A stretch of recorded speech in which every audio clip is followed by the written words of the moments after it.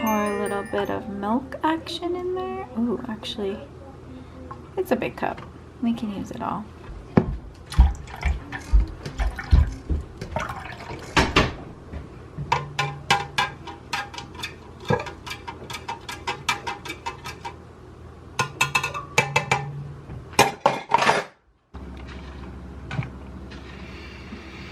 Now we can start our day.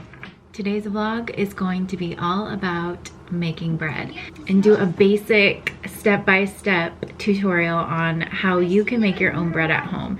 It is a lot easier than it seems. I know bread can be so daunting. I know at first when Mark had introduced the idea of making your own bread at home, I was very, very perplexed. I was very, very intimidated at even the thought of making our own bread. It just seems so hard.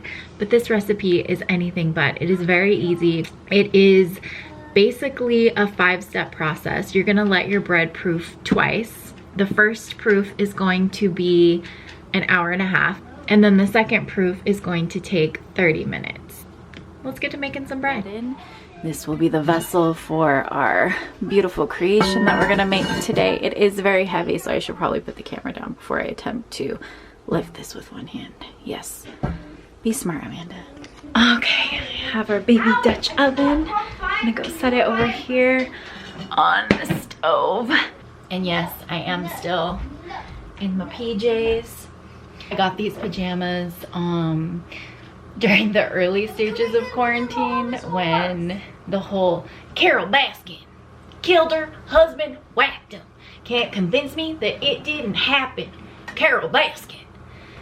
Also, through the whole time of stay-at-home moms trying to attempt all of those TikTok dances. I am winded just from attempting that.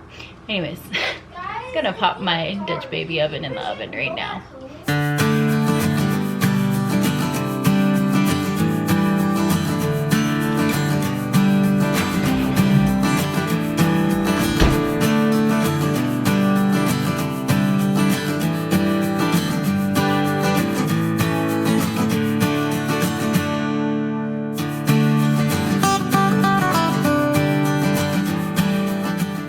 Did I mention this is a no knead recipe? If I didn't, now you know. No knead. No need for excess tools. No need for a dough hook. All you need are these things that are to my right. I am going to go through them right now. All of the items that you will need to make this no knead, quick rise, 2-proof bread. A bowl to put your dough mixture in. This is what we will proof our dough in. And then some kind of saran wrap. If you already have a cover for your bowl, then you can just cover it up with that. We don't have a cover for this, so I'm gonna use saran wrap to cover it when we proof the dough. Some kind of measuring cup. You will need individual measuring cups. And then a 1/4 teaspoon measuring spoon and a teaspoon measuring spoon. There's regular yeast and then there's the instant rapid rise yeast, and this is the one that you're going to want if you want same-day bread. So that's what you will need as well. And then you will need bread flour. Now, if you don't have bread flour on hand, you can always use regular flour as well.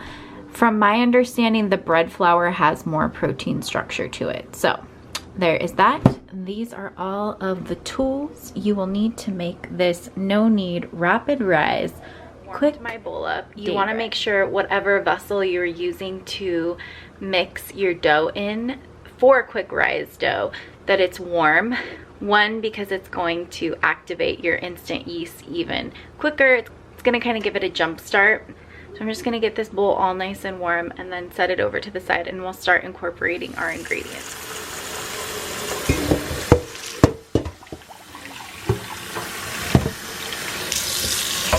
The first step is you wanna pour your warm water into the bowl. We just poured 13 ounces in, and then you are going to add a 1.25 teaspoons of instant yeast, 1.5 teaspoons of salt, And just for fun, I'm adding a teaspoon of garlic. Our family really loves garlic bread. So I am going to incorporate that in, and you can start to see the yeast do its job. It's getting all nice and bubbly and gurgly. All we're gonna do at this point is mix that yeast around just to kind of incorporate all the ingredients in. So now that this is all mixed, we are going to add in our flour. We need 3.5 cups of flour, so I'm going to add that right now. Here is my 1/2 cup. All right, so all of our ingredients are incorporated. We have the 3.5 cups of flour. We have the 1.25 teaspoons of instant dry yeast. We have the 1.5 teaspoons of salt, along with the teaspoon of garlic powder that I added. Now we are going to mix it all together, and we're gonna wanna look for the consistency of what is called a shaggy dough ball. That's what we're looking for. And once it becomes a shaggy dough ball, we are going to cover it with saran wrap and let this dough proof for 1.5 hours. All I'm using is the back of a wooden spoon. You just want the flour to get hydrated by the wet mixture. See what I'm talking about when I say shaggy dough? That's what it ends up looking like. So we're just gonna mix this in. No kneading required, no bread hook, no extra mechanical tools are needed for this recipe. Just your hands and a few ingredients along with a bowl and a wooden spoon. All right, so this is what you're gonna want your dough to look like. I am going to grab a spatula and just kind of try and get all the excess down and incorporate it into the rest of the dough so that we're not missing any of it. It is going to be sticky, guys. Do not be afraid of the stickiness. All right, so now that that's done, I'm just gonna do a back and forth action. And there we go, guys. There's our dough. We're gonna cover it up with saran wrap right now, and then we will let this rise or proof for 1.5 hours.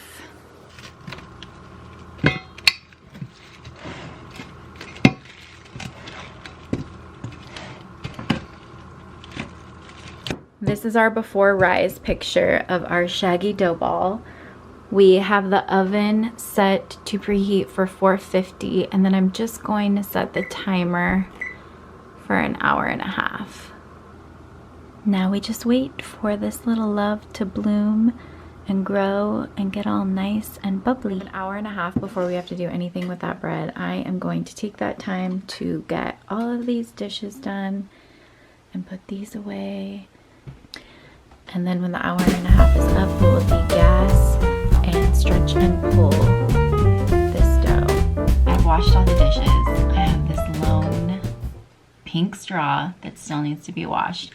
And it occurred to me that our regular straw cleaner that we had, I threw it away because it was a little worse for wear and it was getting a little dingy. So, since I don't have my usual standby cleaner that I'm accustomed to, I went in our craft kit and found some pipe cleaners that will do the job just as well. I felt like I needed to share that with you in case you've ever been in a situation where you don't have your straw cleaner and you need to improvise.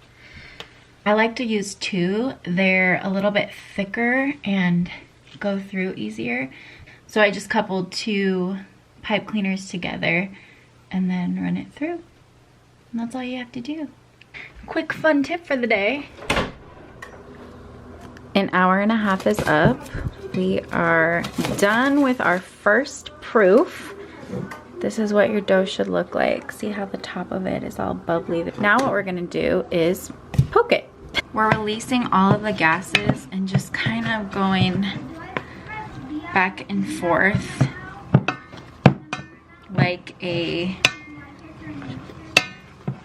dough hook would do, and making it into a ball. Can you see that? There we are. That's what you want it to look like. I'm gonna sprinkle a little bit of flour onto it and then mix it again. After I've mixed this and incorporated the flour on all sides of our dough ball, this little guy right here is going to be the vessel that we put our dough ball into for our second proof.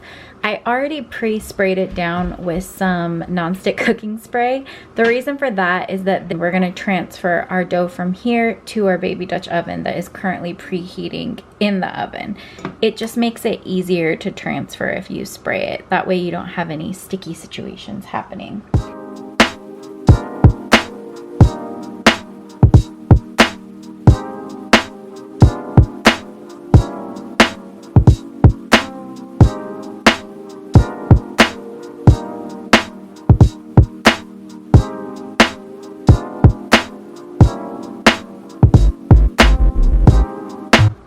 Our dough is in its transferring vessel. Now we're just going to cover it up. We're just gonna let this proof for another half an hour. After she has proofed for the 30 minutes, we will put her into her baby Dutch oven and she will bake away.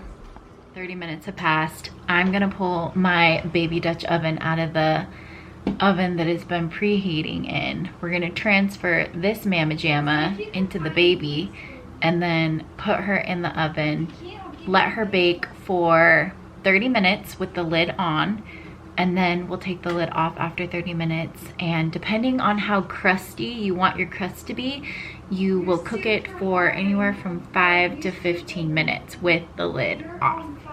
So that's what we're gonna do. Let's go.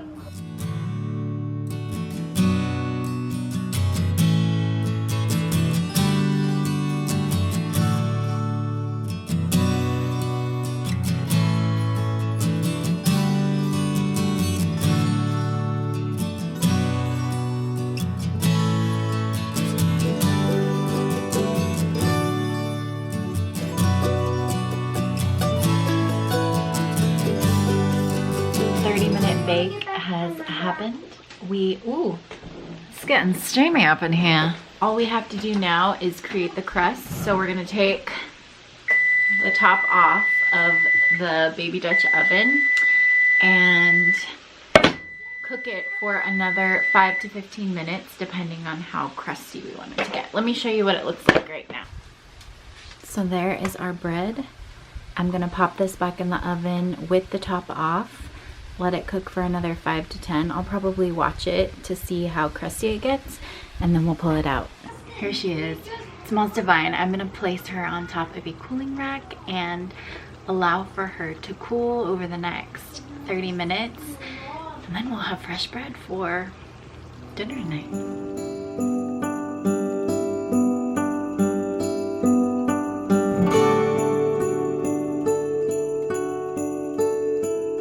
This is where we're gonna close this vlog out. I hope that you learned a little bit. Again, I am no bread making master, but I just wanted to show everyone else that it is easy to make your own bread. Even if you are intimidated, give it a shot. I hope you all are having a good evening, and I'll see you later.